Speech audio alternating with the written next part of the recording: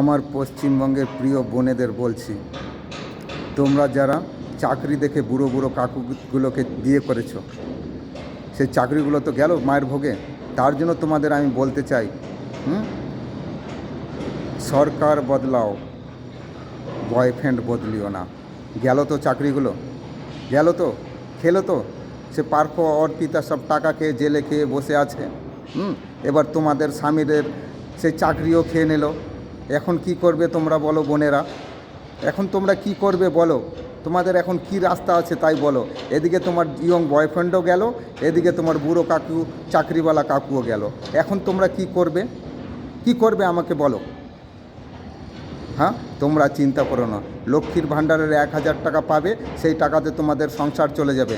আর আমরা তোমার বুড়ো কাকুগুলোকে সাপোর্ট করার জন্য দিল্লি, মুম্বাই, তেলেঙ্গানা, আন্ধ্রা, গুজরাট এগুলোতে আমরা আছি সিভিল লাইনের কাজে সাপোর্ট করার জন্য।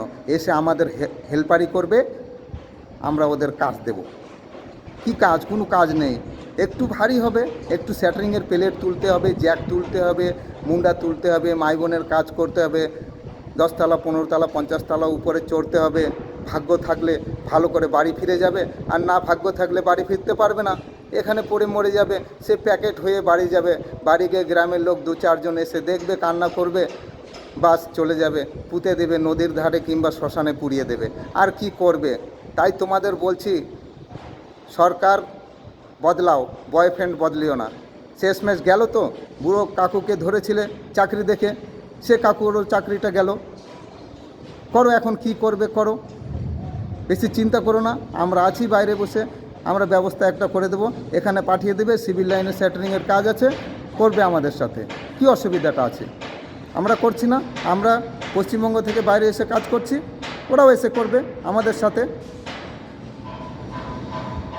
যত সব